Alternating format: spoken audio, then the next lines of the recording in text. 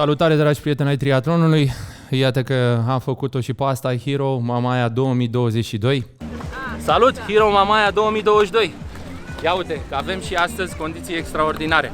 Parcă în fiecare an e din ce în ce mai bine. Și uite, astăzi fără vânt, temperatura excelentă. Ia uite lacul ce liniștit este. Super frumos, condiții excelente să facem un timp rapid.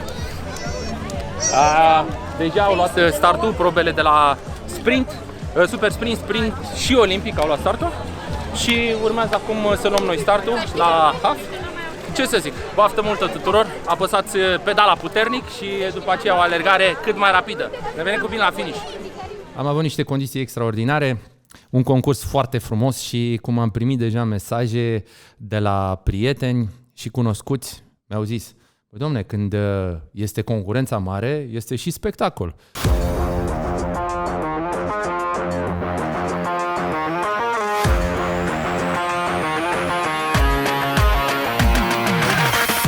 Și evident, așa trebuie să fie, că dacă jucăm de unii singuri sau de unul singur în curtea școlii, nu, unde mai e satisfacția și frumusețea?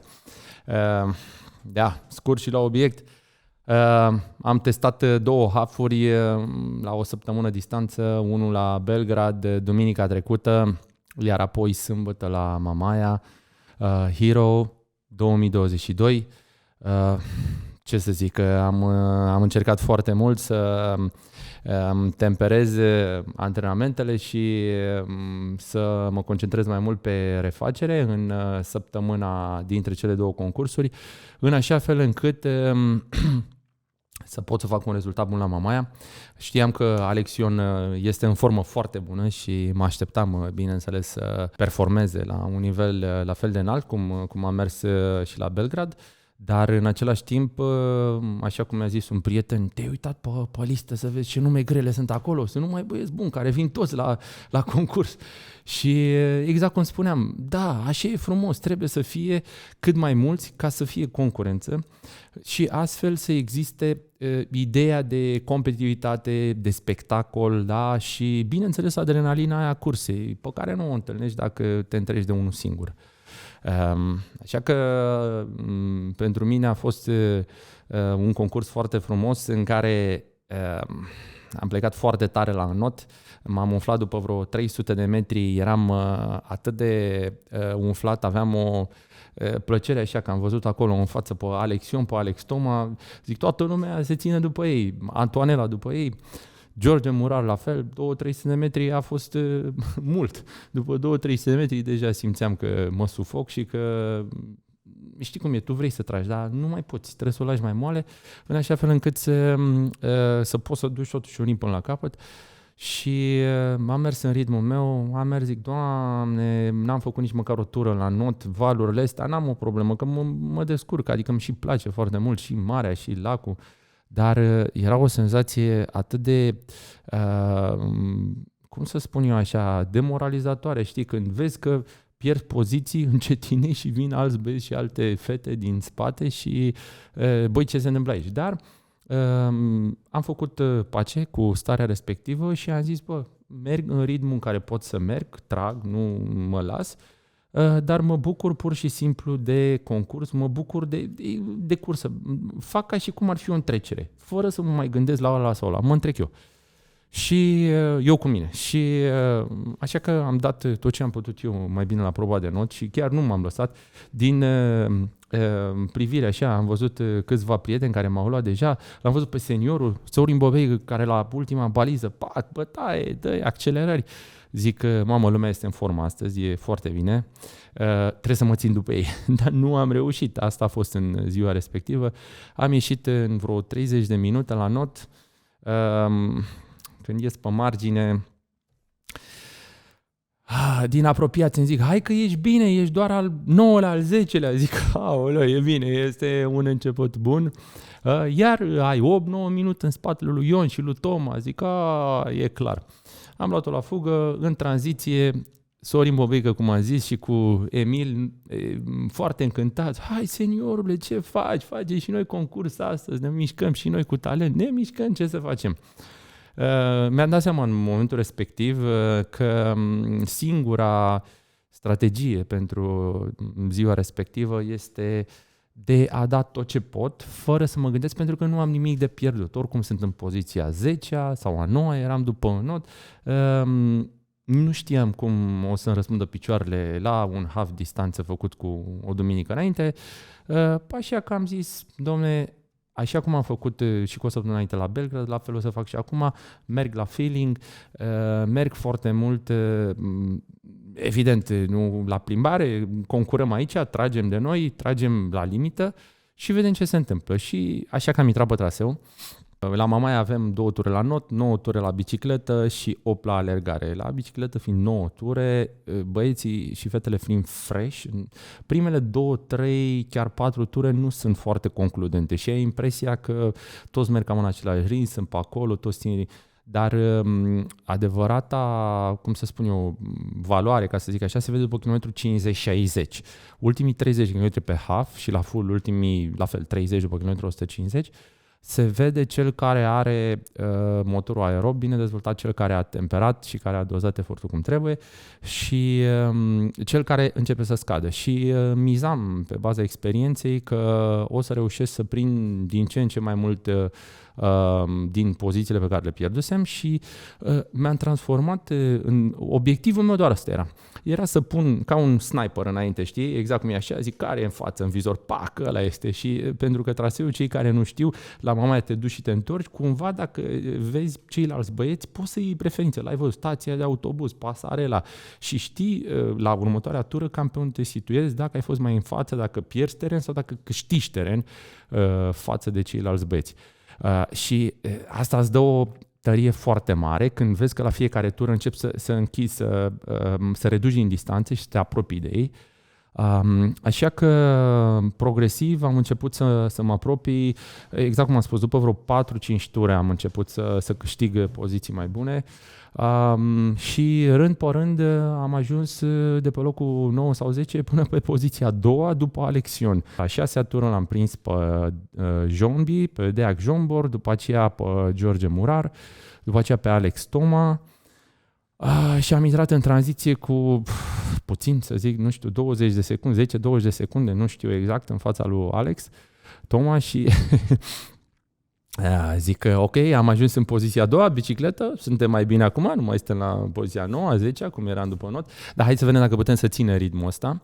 Și în tranziție, cât îmi pregăteam eu acolo și lăsam bicicleta, Alex a și venit, m-a văzut că deja mă pregăteam, m-a întrebat, dar tu nu ai șosete, că el tocmai se pregătea și eu chiar nu am avut șosete, am mai făcut asta în trecut și acum și cum să spun eu, uimirea lui era îndreptată spre mai câștig 10 secunde acolo, 10-20 de secunde mai câștigi, că îți pui stânga, îți pui șoseta de dreaptă și până pleci.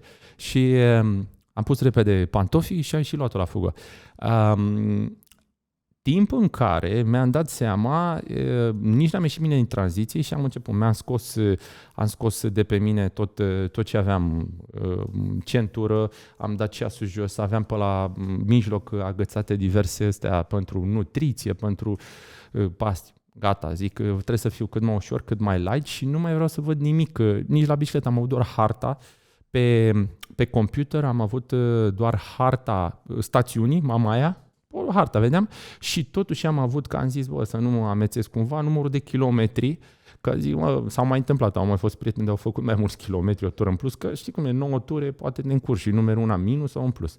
Și mai aveam din când în când harta și numărul de kilometri ca să fiu sigur că, știi, dar în rest nu am avut. Nu am avut power, n-am avut nimic. Și apropo de power, pentru că m-au întrebat, uite, chiar acum mă uit, Training Peaks 338 de W am făcut, 338 cu 334.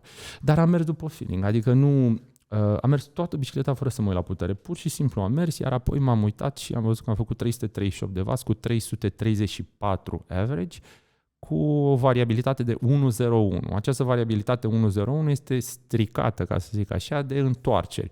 Având în vedere că la fiecare la cele 9 ture ai întoarceri în ambele capete, trebuie să decelerezi și după aceea să accelerezi și atunci îți strică această variabilitate, dar un pacing foarte bun. Așa, deci 338 de W, poziția a doua, la bicicletă, plec din tranziție, Alex Toma, tu n-ai șosete, n-am șosete, hai să luăm la fugă, o iau pe pasarelă, pasul nici prea scurt, nici prea lung, ușor ca să-mi revin, cum cobor de pe pasarelă, văd pe fratele meu pe mâna stângă, zic, ia toate astea că nu mai am nevoie și așa doar mă încurcă, mai car după mine încă 2 kg de obiecte, zic, nu mai, gata, ia-le. Și am început să iau la fugă, la fel. Evident că în mintea mea doream să păstrez acea poziție a doua și chiar am crezut că pot să fac o alergare cel puțin la fel de bună cum ar făcut-o ceilalți băieți, în așa fel încât să mențin această poziție. Și cum intri pe alergare, faci dreapta către Iachi, pac, vine din spate Alex Toma. Ce faci? La cât alergi? Alergi la 3:45. Ești sigur? Și Alex, nu am ceas, nu am centură, nu am nimic. Adică, ok, haide să alergăm așa. Și am alergat foarte mult la feeling, vreo tură și ceva, mai prima split-uri de pe margine și zicea, ai mai pus 20 de secunde sau cât ai mai pus în față? Pentru că Alex, el folosind ceasul, își făcea pacing. Dar eu pur și simplu am zis nu am ce să pierd, vreau să cred în mine și vreau să mă duc până la final, să trag de mine exact, suntem în concurs, tragem aici, nu stăm la taclale și nici nu mă menajez pentru că după cum știți, am un obiectiv destul de ambițios peste o lună de zile în California, la Sacramento, unde o să facem încercarea unui nou record pe distanță de Ironman și atunci e nevoie să dai un stimul, un șoc corpului, în așa fel încât atunci când va veni ziua de să fie pregătit. Bun, am alergat cu Alex, m-a prins din urmă după la a doua tură, a accelerat și el și m-a prins, sau poate eu am slăbit ritmul, neavând ceas, nu-mi dau seama, și din acel moment am alergat împreună vreo 3 ture și ceva, să zic, 3 ture și ceva.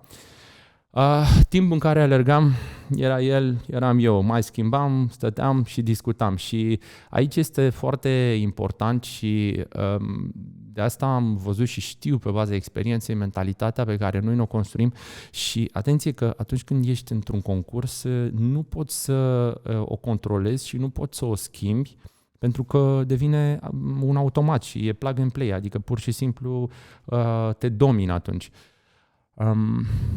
Din spate venea 2 băieți și pentru mine, uitându-mă la rezultate, evident, Alex Ion a fost în altă ligă, a notat la cod cu Alex Toma, la bicicletă a mers cu vreo 20-30 de secunde mai încet decât mine și după aceea a alergat cu vreo aproape 5 minute, mai bine decât mine. Deci el a fost în altă ligă față de noi și-a făcut jocul lui, a fost singur în față și a dus până la capăt o cursă foarte bună și îl felicit cu această ocazie pentru că practic a validat, a confirmat, că ce s-a întâmplat cu o săptămână înainte n-a fost o întâmplare și rezultatul a fost unul meritat și este într-o formă foarte bună. Alex Toma la fel, după ce i s-a întâmplat în ultimile luni de zile cu diverse accidentări, cu tendon și antrenamentul, mă rog, cât i-a permis corpul și programul să facă, a făcut un rezultat foarte, foarte bun. Din punctul meu de vedere, cel mai sclipitor, chiar dacă nu a fost primul, de pe locul 2, Jombi, Deac Jombor, adică el la not a mers cu vreo 2 minute, să zic, mai repede decât mine, dar a făcut o alergare extraordinară, adică a alergat 1:15, m-am uitat pe rezultate, ceea ce este extraordinar. A venit din spate, el a mers, a temperat la bicicletă, sau, mă rog, și-a ținut ritmul, dar cert este că deși îi fi mers eu cu aproape 9-10 minute mai repede decât la bicicletă, el a alergat după aceea cu 10 minute mai repede și decât mine și 5 minute decât Alex Ion și la fel 8-9 minute mai repede decât Alex Toma, George Murar, care la fel, și vorbesc despre George imediat, Și Jombi a făcut o alergare extraordinară și cu asta se validează încă o dată faptul că triatlonul este un sport din 3 și se termină atunci când se termină. Nu contează că ești pe locul 10 după not și pe 7 după bicicletă. Contează ce se întâmplă la final, când ai ajuns la linia de finish, iar băiatul ăsta a venit din urmă, deci cum am venit eu pe 10 de la not și am prins pe 2 la alergare, așa a venit el. La bicicletă așa a venit el și a alergat, tu zici seama cât a recuperat. Deci bravo, felicitări lui, o alergare extraordinară, foarte frumos și bine meritat rezultatul. Da, mi-ar plăcea și mie să pot să alerg o oră 15 cum alergă el. Poate dacă mă duc în 83-82 de kilograme, poate o să reușesc, dar până una alta oscilez între 90 și 91.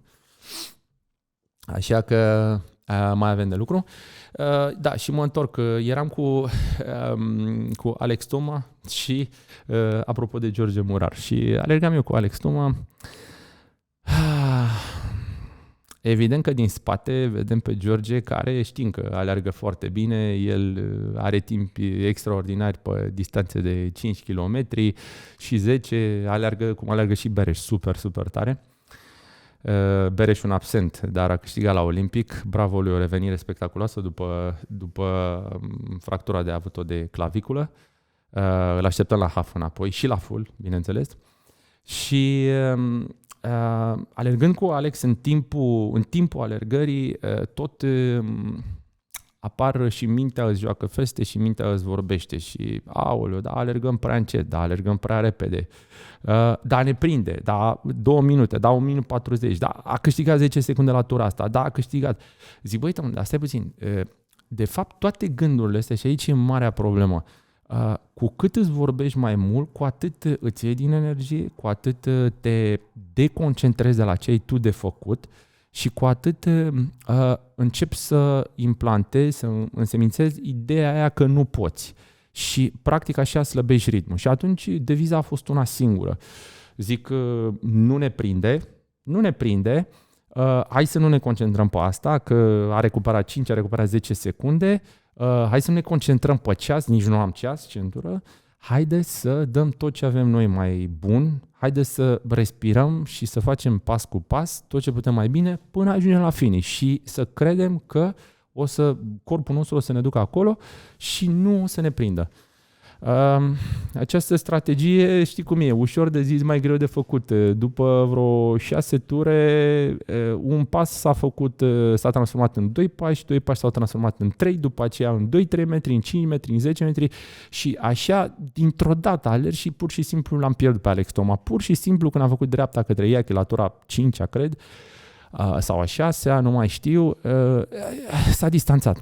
Probabil că a accelerat special ca să țină o distanță, pentru că după ce s-a distanțat, acea distanță s-a menținut cumva. Cred că s-a simțit foarte bine, a speculat un moment, bravo lui, a avut o strategie bună, a menținut acea poziție, iar pentru el era clar că jocul din spate cu George Murar, având în vedere că el s-a dus, dispăruse. Rămâsesem eu în jocul, eu cel care fusesem vânătorul pe bicicletă de am prins, eram învânat acum, m-am transformat, știi, pe alergare, ca și ea se întâmplă.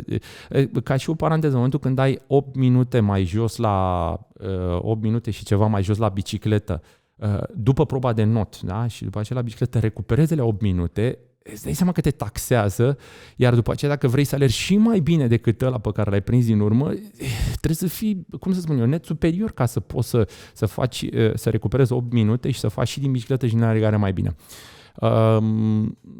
Nu suntem încă acolo pentru că lipsesc câteva elemente de antrenament și fitness-ul nu e chiar acolo, dar drumul e bun.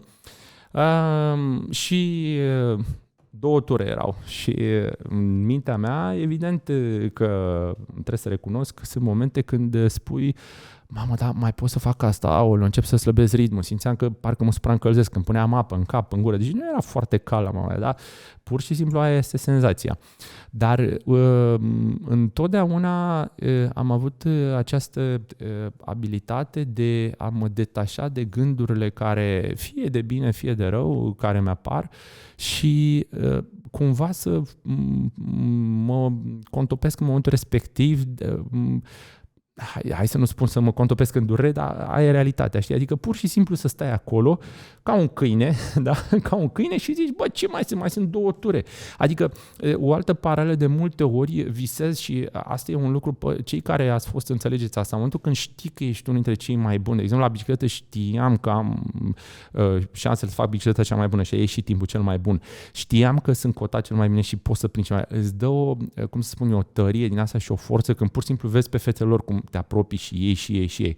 La fel un alergător bun, când știi că el vede din ochi și vede pe fața ta și George Murar de fiecare dată când venea, trecea, zâmbea așa pe partea opusă pentru că e o strategie. În momentul când vezi pe unul că se chinuie, e clar că la suferă. Dacă nu e, ia uite mă, cât ce repede alergă și cu zâmbetul pe buze, știi? Adică așa, ca și cum e la plimbare.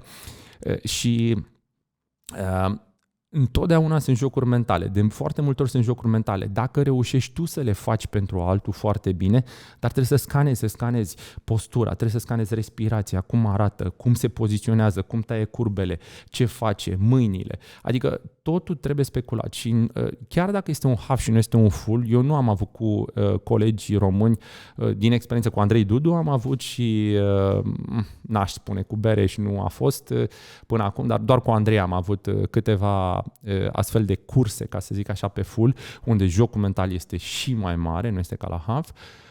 Însă chiar dacă este half și nu este full, întotdeauna e ca la poker. Trebuie să știi când să accelerezi, când să mai ai resurse, când să nu dai prea devreme, să păstrezi chiar dacă mai 2 ture sau mai o tură, accelerezi și dai totul. Adică George tot închidea și eu am văzut și după ce făcea cu Frank de la Seven, făceau pacing pe alergare și mi-am dat seama că încet vor să închidă distanța. Numai că și eu știam, eram bine și eu știam că mai este o tură. Și când a fost ultima tură, am fost, 2 km și ceva, gata, ca din pușcă, nu mai contează. Trag de mine și Arapova, că cine trece din spate și aude, ia uite-l pe ea. Ce are ăsta, mă, moare? Băi, nu e vorba că moare, dar mobilizarea corpului vine din toate părțile, respirație, minte, mâini, cadența brațelor, pentru că alergăm cu brațele, nu cu picioarele. În momentul când te uiți întotdeauna la cineva care a obosit și o să-i vezi când brațele sunt foarte lungi și când frecvența brațelor este foarte redusă și picioarele se mișcă la fel. Pe când brațele, uite la Daniel Arif, uite la Lange, să vezi cum alergă și mișcă și trage. Dacă alergi lângă Daniel Arif și asta zici, mamă, ce face asta, mă, că își scoate plămânii. Dar de fapt folosește orice modalitate posibilă să se mobilizeze în așa fel încât să țină frecvența, cadența picioarelor să ajungă la finish. Asta am făcut și eu pe ultima tură de alergare. Am tras de mine, am ajuns la finish în poziția 4-a. Primul a fost Alex Ion, al doilea a fost Deac Jombor, după aceea Alex Toma, după aceea am venit și eu și la foarte scurt timp după mine, 10-20 de secunde sau... Ia, cât a fost? Da, 30, da, aproape 30 de secunde, 27 de secunde, 25, a venit George Murar. O cursă foarte, foarte frumoasă și asta, încă o dată, atunci când îți dorești foarte mult, când vrei rezultatul, când vrei să fii numărul 1 și trebuie să muncești. Dacă stau să mă gândesc, anul trecut, pe vremea respectivă, am fost numărul 1 la această cursă. Eu am câștigat concursul, dar întotdeauna situațiile sunt diferite. La start, chiar dacă sunt aceiași băieți, contează ce pregătire au avut, ce an au avut, în ce formă sunt, în ce zi. O cursă extraordinară. Mulțumesc, băieți, și mulțumesc pentru susținere. A fost extraordinar. Mulțumesc. Felicitări! Deci e atât de complicat să faci niște previziuni foarte, foarte exacte, deși acum era clar că Alex Ion o să fie favorit și o să câștige.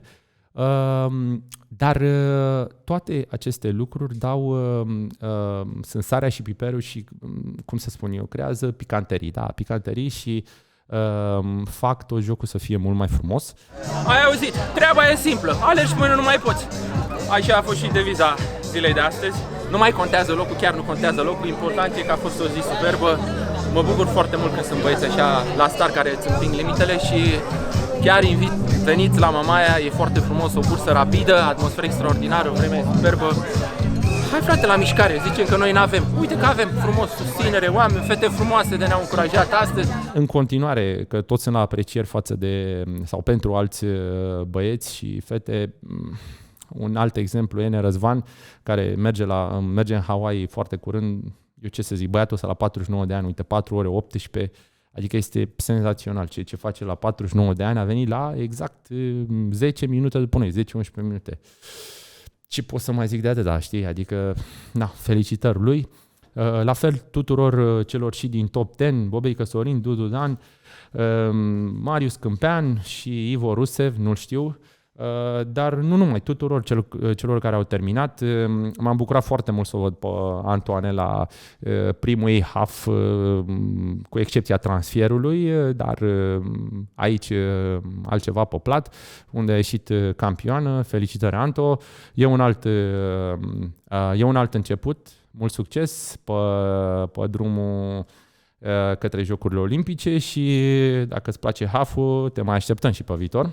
Îmi place foarte mult ce se întâmplă la probele mai scurte, la probele de sprint, de exemplu, unde copiii ăștia la juniori, adică eu știu, i-am și testat, îi cunosc și sunt la curent cu evoluția lor, dar la juniori, Popa Carol și cu Petre Raul, adică s-au apropiat foarte, foarte bine la un minut și puțin față de băieții noștri de la U23,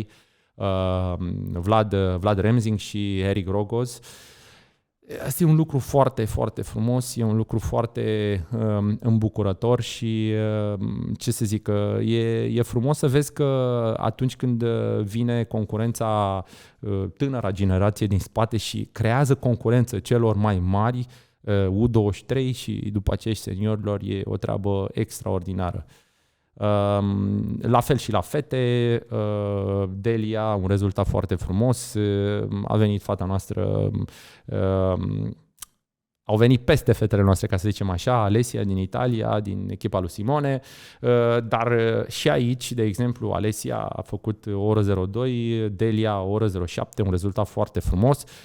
Și cred, exact ce vorbeam de și Chisha Ariana 108, foarte bun, felicitări, și cred exact ce spuneam, că doar așa, fiind foarte onești, fiind foarte sinceri cu noi, analizând ce ne lipsește și ce ne trebuie să fim ca ăia, ca să zic așa, creând această idee și acest spațiu de concurență, de competitivitate, doar așa putem să obținem rezultate, să trecem la nivelul următor.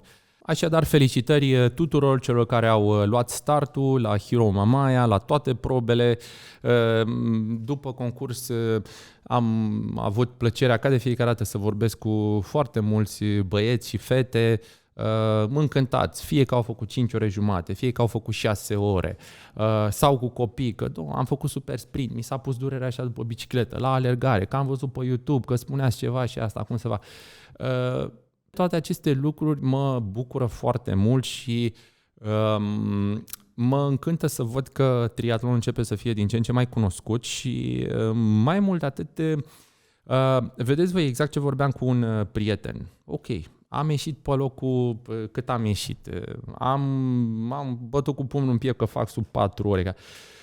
Doamne, dacă ai reușit să faci de fiecare dată din prima $1.000.000, să fii director la niște companie, da? Să câștigi Jocurile Olimpice, să, nu știu, dacă ai reușit din prima, să faci lucruri mărețe în viață, ar fi, cum să spun eu, ar fi SF, ai fi Nostradamus, ai putea să previzionezi și te duci acolo să fii tu. Dar nu este așa.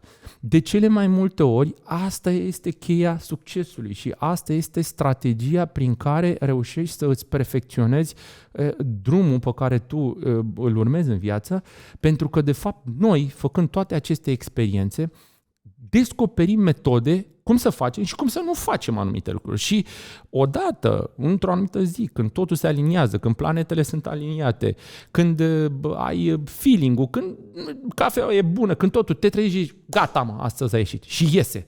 Recordul, banul, contractul, toate alea. Dar până ajungi să prinzi ziua aia, tu trebuie să perseverezi, să creezi multe zile, să bagi multe fise de încercări până când îți iese. Așa și aici. Eu asta vreau să subliniez. Mă întreba ce trăgeam ca nebunul când eram pe linia de finish, în linia dreaptă și asta, și oricum era ăla deja în spate, nu mai prindea, eram pe locul 4.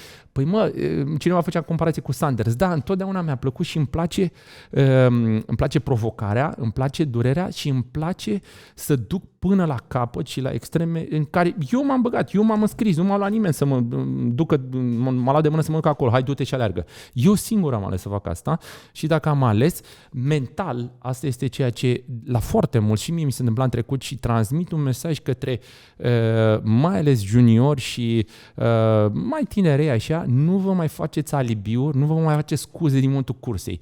Numai când ești pe bicicletă și vezi că pierzi poziție, deja tu te gândești la ce postare să faci pe Facebook ca să te justifici de ce ai pierdut poziția sau nu te-ai simțit bine. Păi nene, ai avut o zi bună, n-ai avut o zi bună, nu-ți mai găsi scuze, nu-ți mai găsi apanaje pentru că dezvolți un mecanism prin care îți creezi apanaje, vrei să te protejezi, dar problema este că făcând asta de foarte multe ori îți faci un tipar în care intri în automat și o să fii și la alte curse când ceva se întâmplă.